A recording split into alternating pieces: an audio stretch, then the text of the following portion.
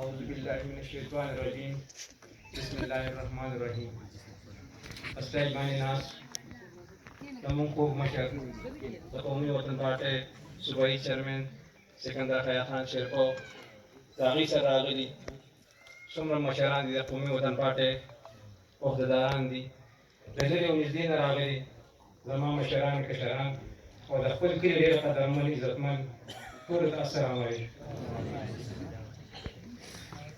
زه ټول ناول د سکندر حیا خان شیرپو د خپل مشر شکریه ادا کوم چې دومره مصروفیاتو کې خپل وخت ویسته او موږ یې د مېلمستیا موقع راکړه.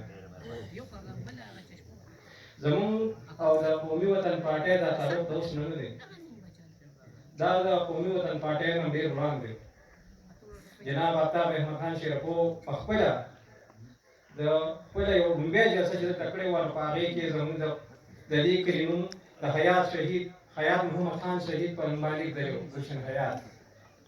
د هغه وخت نه واله تر دې وخته پورې ټول ورسره یو لاس مړي دي، خو دا څه لږ شانتې معمولي شانتې غلطۍ په وجه زموږ د دوی ترمنځ فاصلې راغلې وې، خو انشاءالله ختمې شوې. او زموږ د کلي څومره مشران چې دي کشران چې دي ټول به انشاءالله دوی سره اوږه په اوږه اوس نه ولاړ او د راتلونکي وخت لپاره به انشاءالله یو موټی وکښې.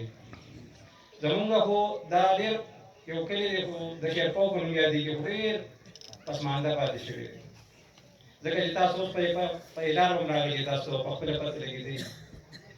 زموږ په علاقه کې کارونه کړي دي د قومي وطن پارټۍ نه علاوه دلته بل چا داسې څه کار نه دی کړی.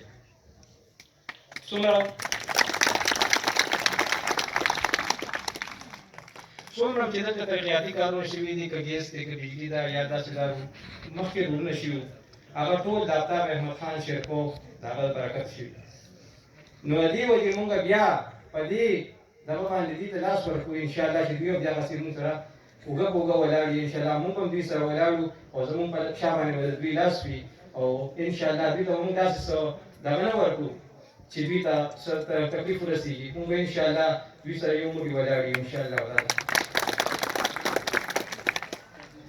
د کله چې قومي وطن پارټۍ بنیاد کېښودې شو هغه وخت نه مونږ دوی سره په دغه کې وو انشاءالله.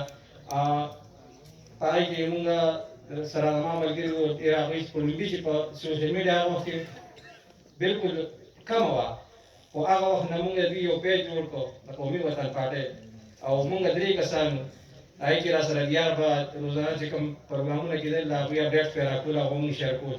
نو هغه په هغې کې مونږ سره راشد وو چې هغې کې مونږ ډېر لاس کړی وو. بیا څه د هغه په وجه باندې پاتې شو، نو د دې وجې هغه منځکې پاتې شو، اسیز مخکې لا نه وو. اوس زه بیا یو ځل د خپل مشر سکندر حیا خان شیرپو شکریه ادا کوم او اوس وایم چې زه او زما خاندان څومره دی زما سره د کلي څومره مشران چې نومونه واغوستی شو هغوی په قومي وطن پارټۍ کې د شمولیت اعلان کړي. زه په خپله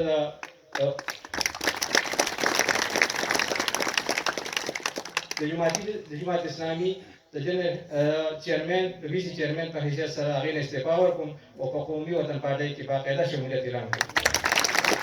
تاسو ډېره مننه.